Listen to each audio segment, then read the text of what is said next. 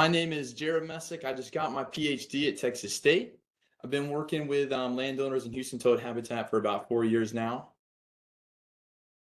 And so today, before we get too much farther, we're going to run you through an introduction, talk about what we did for the research report for Texas Parks, run you through some results, and end with conclusions and a question and answer session. Important terminologies you're going to see throughout today's presentation. ESC is endangered species conservation. That's going to pop out pretty often.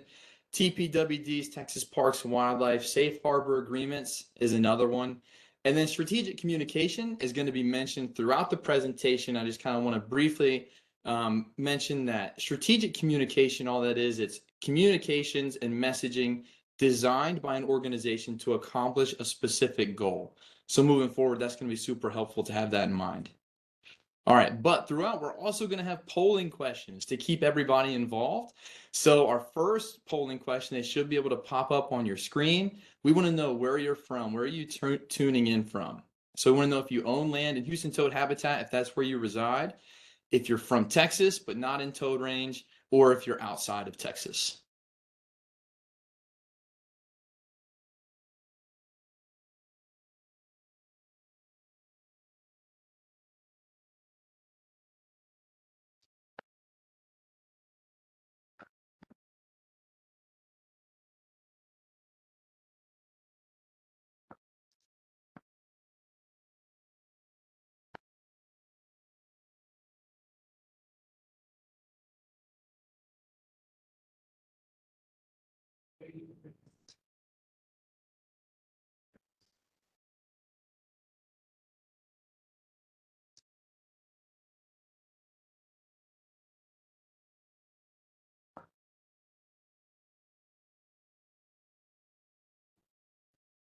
Yeah, you're muted.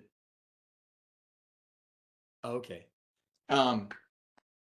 Yeah, so it looks like we got quite a few folks from outside of Houston Toad habitat, but we got some people in there, so that's awesome. Thank you guys so much for tuning in. The next polling question is we want to see, how did you hear about the webinar? So we're going to talk a lot about communication mediums in this webinar. And so we want to know what mediums you guys use to learn about today's webinar. And the options are going to be in the next polling question.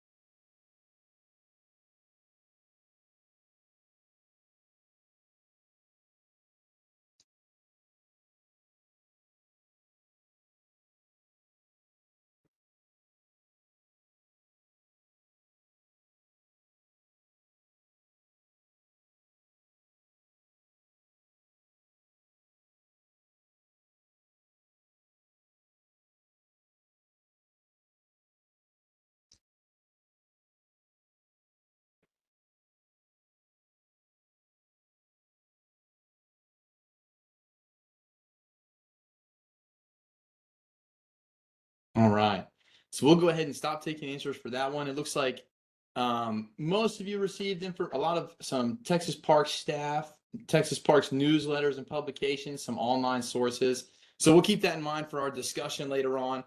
I think it'll be neat to see where you guys learn about stuff like this and to where landowners learned about safe harbor agreements and stuff like that. Okay. So the quote above is from Texas Parks and Wildlife Department's philosophy. So they want to be recognized national leaders in implementing effective natural resources conservation and outdoor recreational programs. Well, in a place like Texas that's over 95% private lands, that means that they're going to have to work with private landowners to be successful. So collaborating with private landowners is critical. Research in the social sciences suggests that collaboration rests on 3 pillars. The first pillar is strategic communication, which we already talked about a little bit. The second pillar is social capital, which simply refers to the connections and relationships that exist between different people and allow for things like trust and resources to spread. And then finally, how a landowner's values and beliefs and attitudes align with the policies that are implemented to accomplish certain goals. Now, when we think about endangered species conservation in Texas, that especially requires the cooperation and collaboration with private landowners, just because the majority of endangered species in the United States at large have a lot of their habitat on private lands. And the fact that Texas is about 95% private kind of exacerbates the need to work with private landowners for endangered species conservation. In the United States, when we talk about endangered species conservation, we have to bring up the Endangered Species Act, which is the law that mandates that landowners don't take endangered species on their property. And so by take, we're talking about harm a species individually or the species habitat. So the way that Endangered Species Act has been implemented historically, though, has been criticized as punishing landowners instead of praising them for good behavior. So that's led to disapproval amongst some landowner groups because it doesn't necessarily align with the way that landowners want to manage their property. As a result, there's deficient social resources between landowners and agencies, so a lack of relationships and trust, as well as a lack of knowledge and awareness among landowner populations because they're not necessarily engaged with agencies about it, as well as perceived illegitimacy of endangered species conservation in the U.S. Now, illegitimacy is kind of a big word that we throw around sometimes, but really all I'm talking about is whether or not the way that endangered species conservation happens aligns with the way that landowners believe that it should. And as is, that is not necessarily the case right now. So to fix that problem, in 1982, the act was amended to allow incentive programs. So programs like habitat conservation plans and safe harbor agreements became available to private landowners to try to incentivize conservation action instead of punishing negative behavior on private property. Safe harbor agreements are where we're going to focus on today. The Houston Toad Programmatic Safe Harbor Agreement was rolled out in 2017, is administered by Texas Parks and Wildlife Department. Now, as an incentive program, safe harbor agreements offer what are known as regulatory assurances. And all that is where landowners sign a formal contract with some type of programmatic administrator. In this case, it is Texas Parks and Wildlife Department. And the landowner receives an enhancement of survival permit. So that means that they're protected from incidental take while they're under their contract, taking positive conservation actions for the species protected under the act or under the agreement. Unfortunately, though, incentive programs under the Endangered Species Act are not necessarily a cure-all for a lack of collaboration, removing some of these barriers in the lower left-hand corner. They're undercommunicated, so like I said before, landowners don't necessarily always know the options that are available to them, and they don't always align with the way that a landowner wants to manage their property.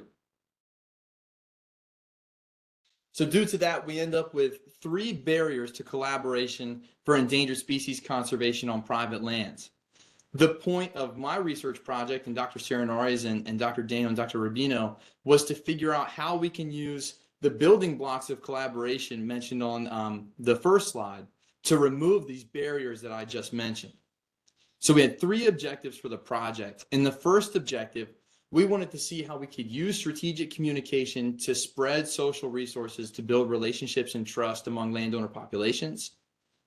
Our second objective was to figure out how to group landowners to make the strategic communication more effective. We wanted to tailor our messages to audience segments.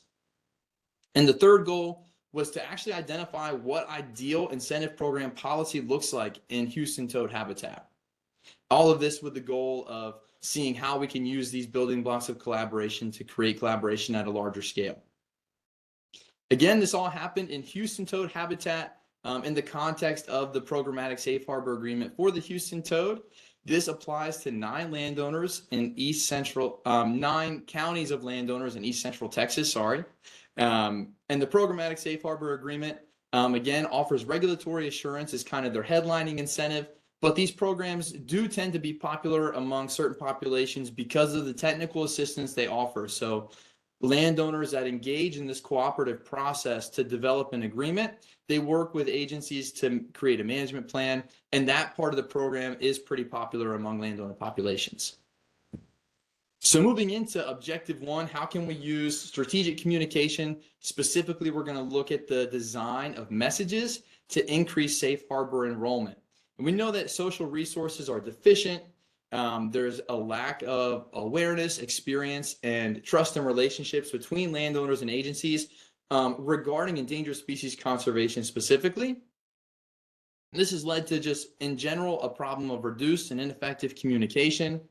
And this is a pretty common finding if you dive into the literature about endangered species conservation and private landowners. However, this is where the buck stops a lot of the time. Some of the researchers don't necessarily take this to the next step. So I had to go outside of the literature that I'm a little bit more familiar with and dive into the field of strategic communication. Strategic communication has been used for years by like political campaigners and public health advocates to build awareness and knowledge and to actually even develop relationships between organizations and their audience. So it is a promising solution. It's been used by political activist campaigns to change voting behavior or to motivate voting behavior. It's been used in anti-smoking campaigns. So we know it's a promising solution, but it hasn't necessarily been applied in the context of endangered species conservation. Moreover, we don't really know how the different elements of the strategic communication process are going to play out in this context either. What we do know, though, is that the current way that we talk about endangered species conservation programs is not as effective as it could be, and that's evidenced by a lack of enrollment in these programs. Now, the way that these programs are marketed right now usually adopts a single species approach. So it provides information about a single species and is framed at motivating single species conservation behavior.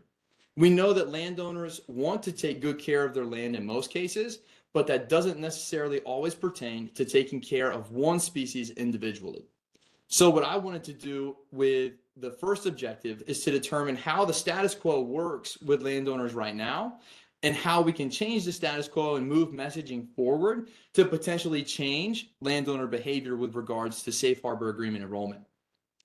To make sense of any of this and to actually put it in a way that we could get results and something measurable, we had to settle on a framework that we could orient our question and answers with, and I settled on the ecological model of communication. For the first objective, we're going to be focusing on the middle circles right there. We're going to be looking at message, content, and framing. That's why I chose this framework. It paid a lot of attention to message characteristics. So what I manipulated to determine how we can use messaging to change behavior was I manipulated message, content, and framing. When I talk about message content, all I'm referring to is the information that's provided in a given message. When I say message framing, what I'm talking about is the way that that information is provided. So what language is used, what phrases are used to get the point across, and so on and so forth. So the content, we know that, okay, hold on. So different content variants, as I said on the previous slide, we know that landowners want to take good care of their property, but it doesn't necessarily always mean taking care of a single species. So we wanted to move beyond the status quo from talking about just Houston toads and a Houston toad safe harbor message to maybe talking about Texas ecosystems, talking about wild lands in Texas. So there were going to be two different levels of content that I provided in the message experiment that we conducted. Now, with regards to how this information is portrayed, my master's work in Houston toad habitat with landowners and a pretty thorough review of the endangered species conservation literature suggests that there are three key determinants that are going to sway landowners on whether or not to get engaged in a safe harbor agreement or an incentive program for endangered species.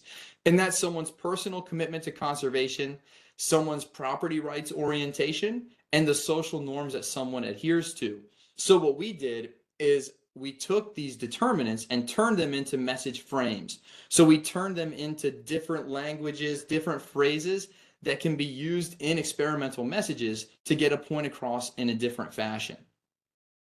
So the way that we determined whether or not these different messages were going to be effective, we conducted a survey of landowners in Houston toad habitat. So in one of these 9 counties, you can see in the picture above, we got about 680 usable survey responses back. What we measured, though, was we did a pre and post-test comparison of attitudes and behavioral intention towards a safe harbor agreement. So an attitude, you can see in the picture about question 14, is it important to conserve Houston toads? Somebody could put strongly disagree, anywhere to strongly agree. And then in the behavioral intention, we had 2 items. how likely are you to seek information, and how likely are you to enroll in a safe harbor agreement. Now, this was given before the administration of experimental message and after the experimental message. So the messages, there were 7 different messages that a respondent of the survey could have received, and these were randomly administered. Each of the 7 messages contained the same information about a safe harbor agreement, but where they varied and where the message framing and content come into play was in an experimental call to action. So we had 2 content levels and 3 framing variants. So we put them together. So there's 6 different messages with call to actions. And then there was a control message, which just had information about the safe harbor agreement. So we had 7 total messages. Then we compared pre and post test. So they took the same number of questions after the administration. We wanted to see if the experimental message led to a change in attitudes or behavioral intention. After the post test, we administered a test for message induction. Message induction, we were just looking to see how the message that someone received aligned with their values and beliefs regarding conservation on private lands. So our average respondent was 65 and over. They were college educated to some extent and earned over $120,000 a year. But what I want to bring your attention to is the right hand, the graph in the top right that suggests that about 75% of landowners that own land in Houston toad habitat have never heard of a safe harbor agreement, even though most of them are aware that the Houston toad is a thing. So diving right into the pre and the post test results, the first thing that we needed to determine was whether just receiving an experimental message, so any message across the whole sample, led to some type of change in attitudes or intention. So what we found was that just receiving one of the 7 messages led to a positive shift in intention to seek information about a Houston toad safe harbor agreement, and it also led to a favorable shift in attitudes towards the program itself. Next, I broke respondents up according to the framing variant that they received. So we have 4 experimental groups, including the control. And what we found were that each of the framing variants led to some type of shift in attitudes. The top 3, the social norms, commitment to conservation, and the property rights frame all led to positive shifts, either in attitudes towards a safe harbor or towards Houston toad conservation. But the loss aversion frame and the control message did lead to a negative shift in attitudes towards Houston toad conservation. When we look at the influence of message framing on behavioral intention, we found that only the loss aversion frame led to a positive shift in intention to seek information about the program. Next, I broke respondents up according to the content variation, so the high content and the low content levels. So we have 2 experimental groups. We found that both content variants led to a positive shift in attitudes towards the program, and both content levels led to a positive shift in behavioral intention. The low content, so content about the Houston toad specifically, led to an increased intention to seek information about the program, whereas high content, so information provided about conserving Texas, conserving wildlands, led to an increased intention to enroll in the program. And finally, we did break respondents down according to the 7 different groups that they had. So this was the experimental message framing combined with the content variant. And there were plenty of significant results. But what I want to bring your attention to are those messages that influenced more than one intention or attitude. So which one had the most broad sweeping impact? And when in this discussion, we have to talk about the loss aversion framing and the high content variant. This message led to a positive shift in both measures of behavioral intention, as well as the commitment to conservation frame paired with the high content variant. This led to a positive shift in 2 types of attitudes. So it led to a positive shift in attitudes towards the safe harbor and attitudes towards endangered species conservation. And finally, the last analysis that we conducted for Objective 1 was to determine message induction. So which message most resonated with the way that a landowner thinks conservation should happen on private lands. We determined this by comparing the control groups to the recipients of a given message to determine if there were differences based on the message that someone received. And what we found was that that commitment to conservation frame paired with the high content variant, so the one we just got done talking about on the previous slide, was the message that was most aligned with the way that someone thinks conservation should happen on private lands. So in conclusion for objective one, what we started with was acknowledging that a lot of landowners in Houston toad habitat are not aware that the safe harbor agreement is available to them or is a thing at all. So instead of overly problematizing this lack of awareness like a lot of the literature does, our research conducted with strategic communication showed that it's actually an opportunity for Texas Parks and Wildlife Department to increase positivity and to increase behavioral intention towards programs like this by using strategic communication. But what we do know is that it's not going to happen by just providing information about safe harbor agreements. And we know this because of the negative impact that the control message had on attitudes towards toads. What we need to do is we need to design landowner-centric messages using determinants of incentive program participation as frames and using content levels that align with landowner values and can increase attitudes and eventually lead to collaboration in the long run.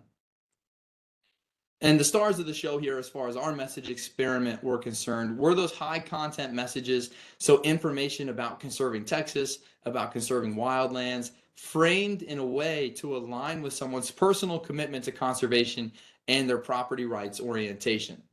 But if you remember the framework from the previous slide, or a couple slides ago, right, that was only a very small part of that communication framework. We looked at the message characteristics in objective one.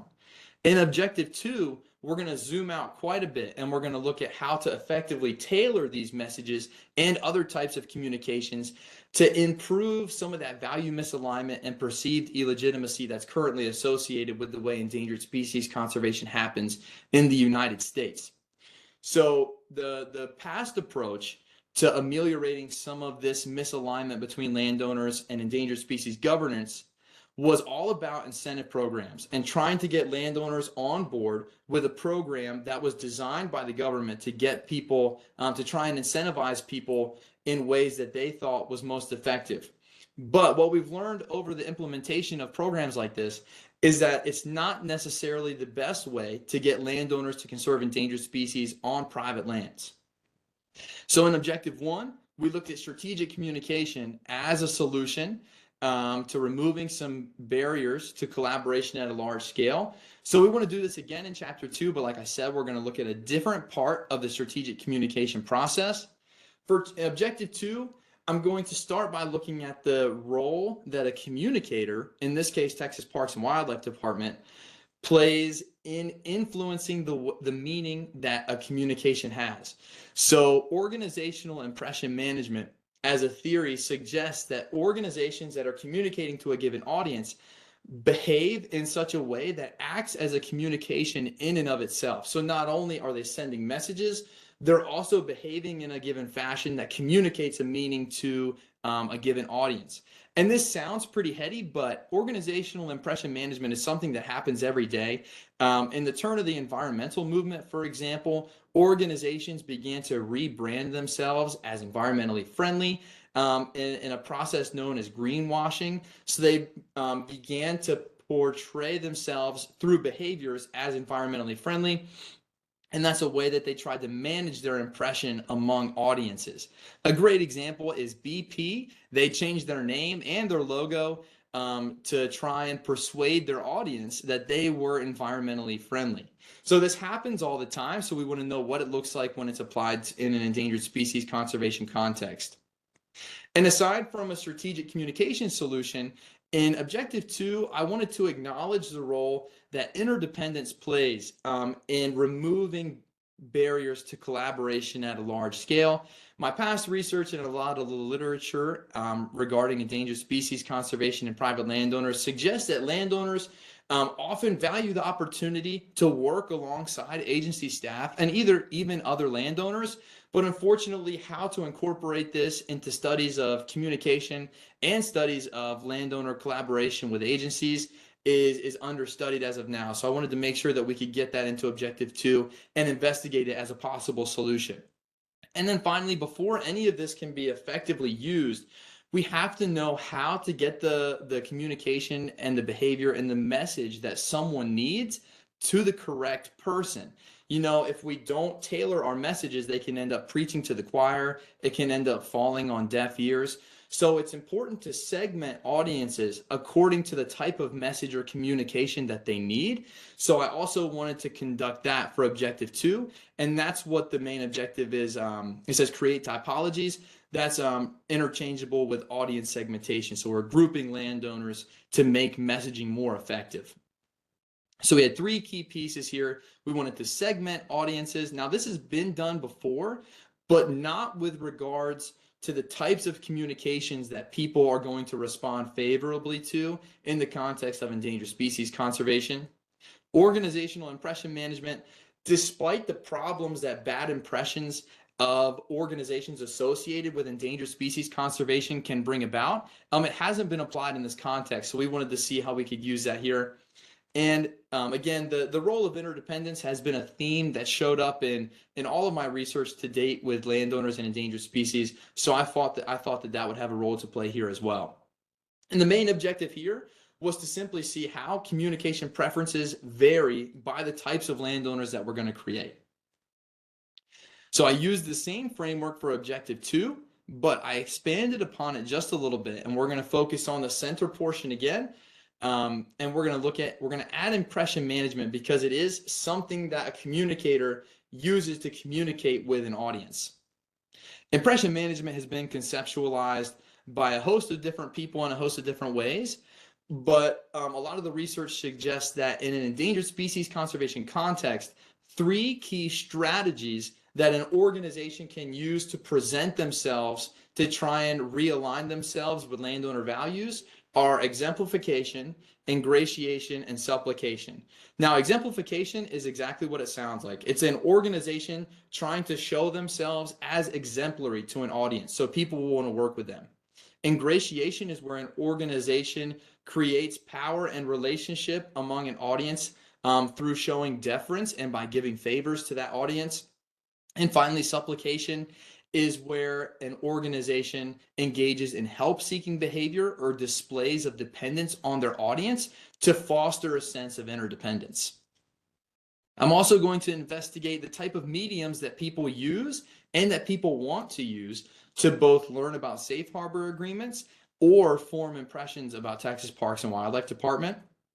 And I'm going to look at communication content again, but we're going to do a little bit of reconceptualization, and we're just going to look at content as referring to the types of opportunities and interventions that people want to be involved with regarding either Texas parks or safe harbor agreements. And then finally, we're going to segment landowners according to this new 3D stewardship orientation. So based on the findings of Chapter 1, we know that some landowners approach their property from an endangered species centric standpoint. Some landowners are really down for a single species approach to conservation, but on the other hand, some landowners take a more ecosystem based approach, a more wildlands or a landscape scale approach to conservation. And from past research, it's important to acknowledge the role that interdependent stewardship, so how much someone else wants to work with an agency or with their neighbors to make stewardship happen. So I wanted to create types of landowners based on which elements of the stewardship orientation they most highly prioritized. And the way that we did this was we situated questions about conservation beliefs and attitudes in the same survey from Objective 1. So what I did was I conducted a factor analysis of different questions about beliefs and attitudes to create 3 different scales. And each of the scales were referring to one of the stewardship orientation factors. And each respondent had a score for every scale. So what that means is that a respondent had an ecosystem-based conservation score based on their beliefs or attitudes. They had a score for endangered species conservation, centric stewardship, and they had a score for interdependent stewardship. Then I conducted a factor analysis a cluster analysis, to group landowners in a way that maximizes differences between groups and minimizes differences within groups. And so what this looks like is shown in the figure on the left, we see a bunch of homogeneous different dots, and let's call them our landowners, right? So in a cluster analysis, I used the stewardship orientation scale factors, which everyone had a score for, to group landowners according to shared characteristics in a way that was going to group them up and maximize the differences between groups. So what we end up with is a score for each scale for each group of people. And the way that this played out in our study was that we ended up with 4 different groups of landowners based on their stewardship orientation. And the best way to discuss these is to look at 2 by 2. So we're going to talk about the first 2 groups first. The first 2 groups I call are holistic stewards. And what I mean by this is that each of these groups had high scores for either endangered species-centric stewardship or ecosystem-based stewardship. But where they vary is their preference for interdependent stewardship. Holistic interdependent stewards had a high score for interdependent stewardship, and the holistic independent stewards did not really care to work with other people about conservation on the property. So they had a low interdependence score.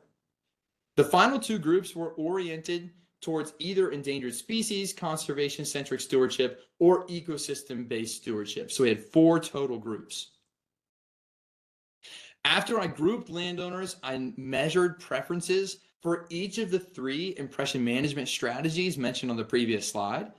And I looked at preferred mediums and relational and intervention content, as well as the mediums that people had experience with using. All right. And so before we get too much farther into the results, I want to open up another polling question. And I want to know, when you hear the word stewardship, what word comes to mind?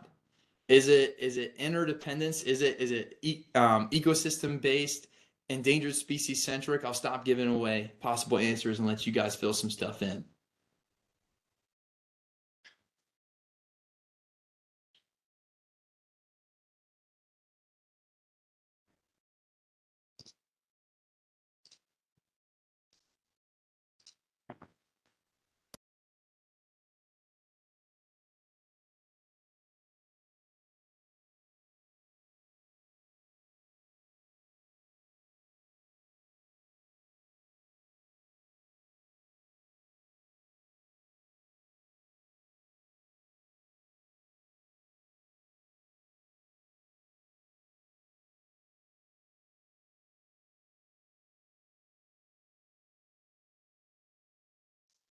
Okay, thank you guys so much for your responses. We're waiting to see if we can see the responses through WebEx.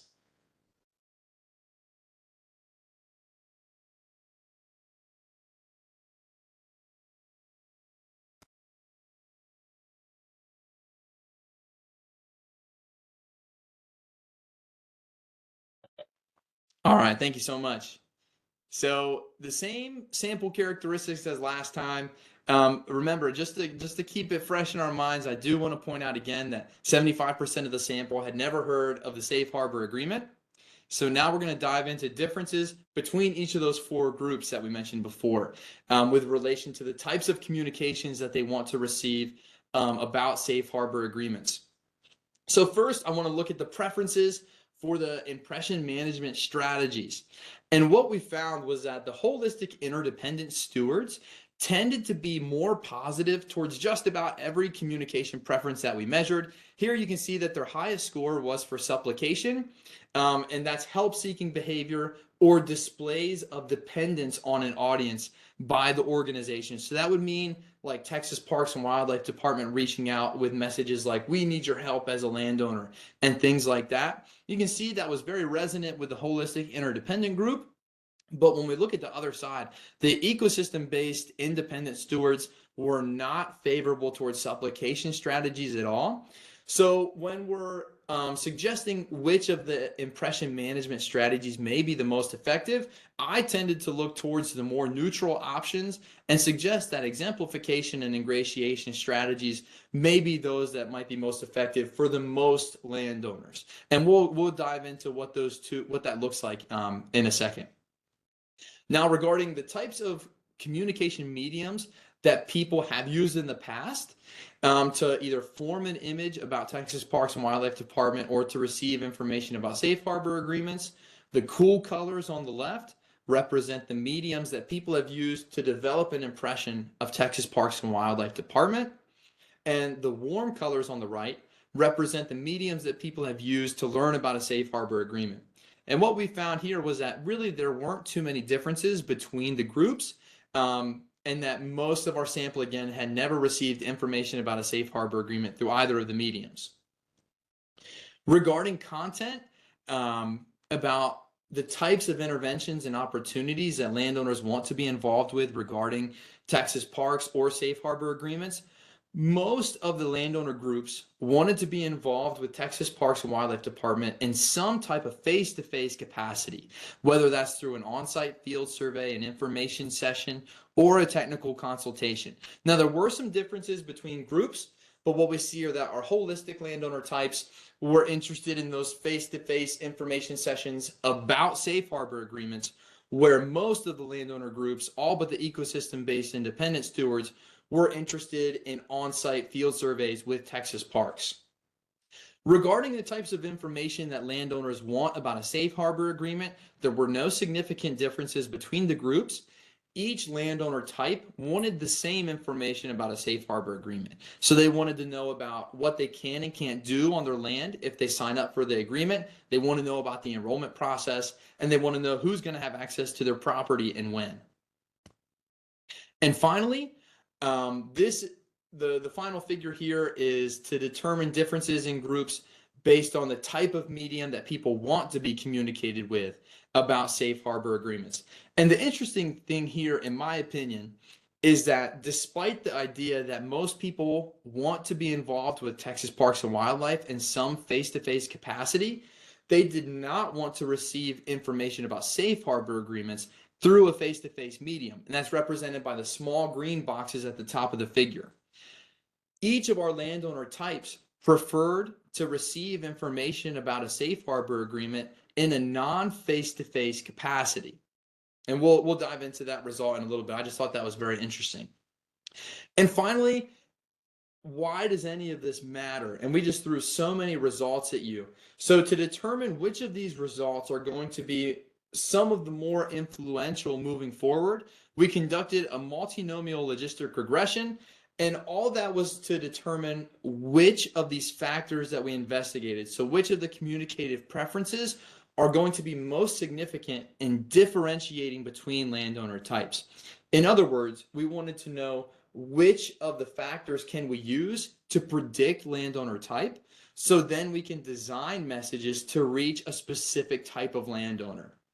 And in the very beginning, I mentioned that the holistic interdependent steward had by far the most positive scores towards each of the different communication elements, and that held with this model. So if we use any type of communication preference, we're probably going to hit our holistic interdependent steward, but this trend was broken in a couple of important ways, and that's really what we want to take away from this table specifically. So what we found were that if we communicate using websites, using email newsletters, or through Texas Parks and Wildlife presentations with live toads, we have an increased likelihood to talk to some landowners that are different from our holistic interdependent stewards. So that means that we can stop preaching to the choir and use some of these other mediums and methods of interventions to reach landowners with potentially less interest in a safe harbor that may just require a personal touch from agency staff. So what we uncovered in Objective 2 really are that there are three key pillars to a strategic communication paradigm moving forward with talking about safe harbor agreements to landowners in East Central Texas. And what we found were that, first of all, a strategic communication process is going to require effective audience segmentation so that we can make sure that the right message is getting to the right person through the right medium. And the main takeaway here is that it's not just enough to break up people based on their stewardship preference, whether it's an individual species or a landscape scale. We need to account for the role that interdependence and relationships play in determining how someone is going to respond to a safe harbor agreement or an incentive program. The second pillar is acknowledging the role that organizational behaviors play in communicating a given meaning to an audience.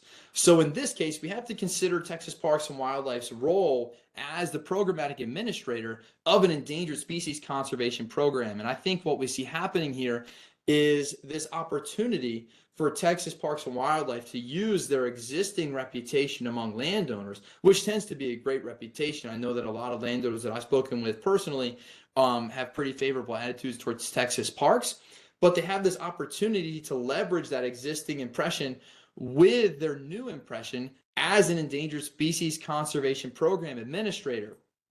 And what that's going to take are ingratiation and exemplification behaviors, such as engaging landowners in informal exchanges and negotiations, and increasing the deliberative and procedural justice that's associated with endangered species conservation. And really what we mean by that is just incorporating landowners into the decision-making process in some capacity. And then finally, when we're breaking the ice with landowners about safe harbor agreements, it's likely going to be most effective if we do this through a non-face-to-face medium to begin with. And media richness and channel expansion theory suggests that a lack of preference for a face-to-face communication about a safe harbor agreement may be due to a landowner's lack of experience with the program. So if I'm going to engage someone in a conversation about something that they may not know the most about, that can tend to create some uncomfortability for the person. And a non-dialogical medium, on the other hand, can provide that person with more time to formulate a response. It can give them time to do their homework about the topic. So that's what people are looking for when they're being communicated with about a safe harbor agreement. That being said, we do know that face-to-face communications tend to be more influential with changing behavior. So future research here is going to need to determine when we can transition from non-face-to-face mediums about safe harbors to that face-to-face interaction and that informal exchange and negotiation. And then finally, in chapter 3, this is going to be quick, I promise. We know that incentive programs have had mixed success in the past for a couple different reasons. So throughout this report, we've investigated different solutions to building collaboration at a large scale. So now we're going to tackle that third building block of collaboration, which is aligning policies with the expectations and goals of landowners. But doing this brings up a host of different questions, right? Like what trade-offs are acceptable to a landowner when they're thinking about getting involved in a program? What do landowners want from these programs, and who are they willing to partner with to make it happen? So the main question here we wanted for objective 3 was, what does an ideal incentive program look like? But research in the past has just uncovered a plethora of different factors that are going to influence what an ideal program looks like. It can be something like the incentive structure. It can be contract duration. It can be things like the level of shared control associated with the program, who's administering the program, and what people are required to do in the program. And that's not even considering the individual factors that we have to consider about a landowner that potentially influence whether they're going to get involved in any ideal program or not. So we need to figure out what all of this looks like in the safe harbor agreement context in East Central Texas. And I did this by looking at the factors outlined in the red boxes. So to answer the research question, what we did was we conducted a discrete choice experiment. So we let people build their ideal incentive program based off a list of options. And I think the best way to describe this is like someone building their ideal meal at a restaurant. So there are categories that someone can select from, and there are attributes within a given category that you select based on your appetite, right? So we have an appetizer as the category. And then there are different attributes or different types of appetizers that you can select to build your ideal meal. It's the same with the main course. We have a category and then different main courses or attributes within the category main course, where you can select which one is going to satisfy you the most. So the outcome is an ideal dining experience. Well, a discrete choice experiment makes an ideal safe harbor agreement selection no different. There are different categories that we can select from, and there are different attributes within the categories. So we had 3 different options for contract duration. We had 3 different options for administrating agency. Environmental Defense Fund is a non-governmental organization, and Wildlife Habitat Federation is a grassroots conservation organization. Different types of financial assistance. Cost share is government matching the money that someone puts forth. Direct compensation, we were trying to see if people just wanted to get paid for conservation behavior. And then a tax exemption. I'm sure most of the attendants here are familiar with a wildlife or an agricultural tax exemption. So we wanted to see which financial assistance method was most appealing to landowners. And then finally, future assurances. In the very beginning, talking about safe harbor agreements, I mentioned regulatory assurances. That's what this option is getting at. We wanted to know what type of assurances are most attractive to landowners. So the baseline assurance is what's available to a landowner right now under any safe harbor agreement. It's an option where if you return the habitat to a baseline that you started at when your contract is up, while you're returning it, you're protected from incidental take under the Endangered Species Act. But that doesn't cover you necessarily after the contract is exceeded. The full assurance is an option that we wanted to offer to see how attractive assurances in perpetuity are. So what this looked like in the actual choice experiment was each respondent of the survey was offered 5 different combinations of options based on the menu options provided on the previous slide, and they were asked whether or not they would or would not enroll in the program. So the discrete choice experiment takes people's responses to each of the different packages and throws it into an algorithm, and what it spits back at us is which of the contract components are most influential to whether someone is going to enroll or not. We also threw some other explanatory variables into the model that account for individual attributes of a landowner. All right, so before we get into the results of this choice experiment, we want to give you guys the opportunity to compare our results with what you think an ideal safe harbor agreement looks like. So we're going to go ahead and open this poll and give you guys the opportunity to select what you think an ideal safe harbor agreement looks like. And so this isn't necessarily going to be a discrete choice experiment. It's not an accurate representation of what we did, because we're not going to use an algorithm, right? We're just going to look at your responses, but we do want to know what you guys think.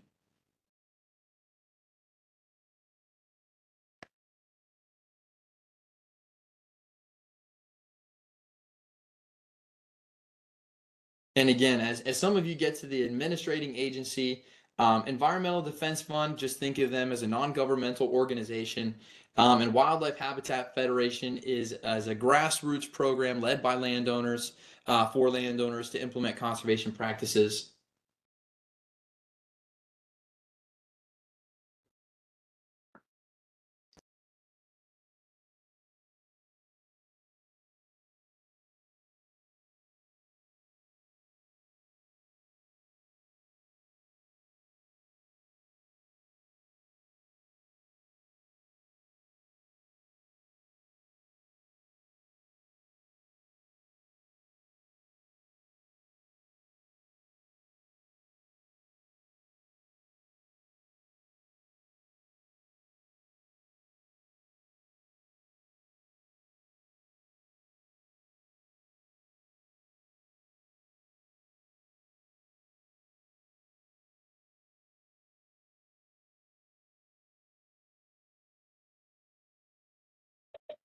All right, thank you guys so much for your responses. It looks like as far as contract length is concerned, 10 years and up to property sale are almost tied. The 10-year contract is the most favorable by 3 votes. Which entity do you think should be administering the safe harbor? That was by far Texas Parks and Wildlife Department. All right. What type of financial assistance? There was the tax exemption was the audience favorite for what type of financial assistance, and that's what I expected, guys, to be honest, when we ran this experiment, but we'll talk about what actually happened, because I know the tax exemption is a popular incentive.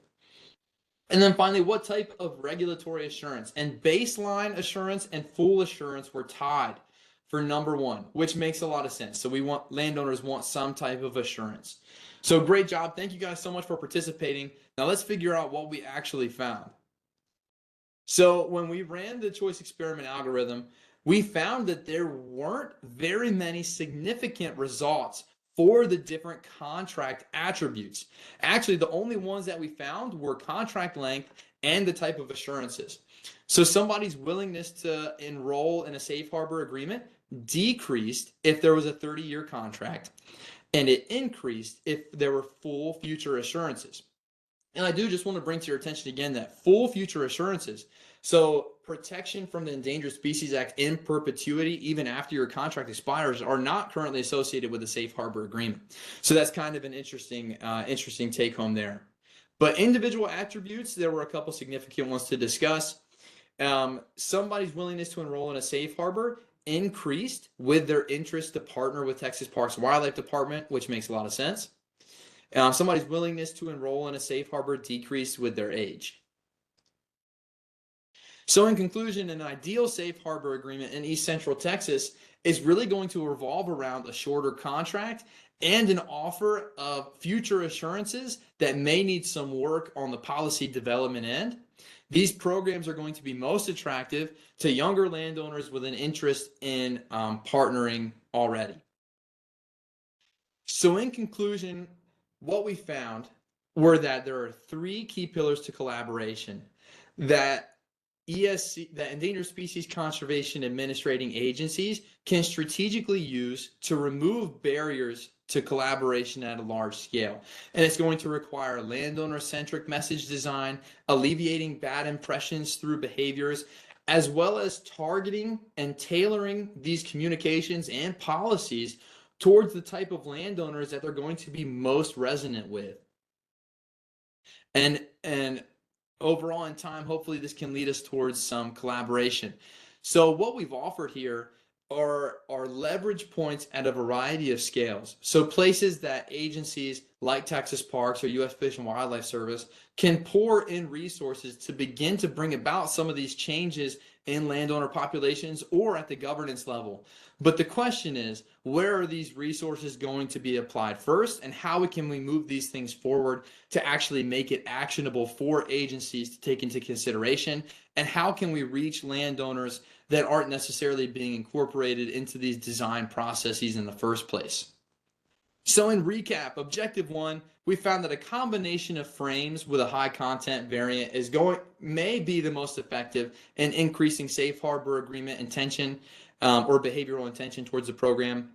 Objective 2, we found that segmenting landowners according to their 3D stewardship orientation is going to be critical, but that each of these different types of people are going to need some type of medium or behavior that's different to effectively reach them about a safe harbor agreement.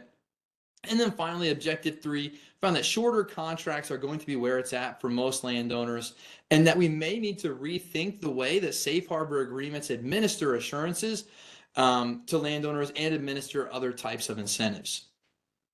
So I want to thank you guys so much for attending today. I want to thank Texas Parks and Wildlife Department for giving us this amazing research experience, as well as the Fish and Wildlife Service for helping us get funding for the survey.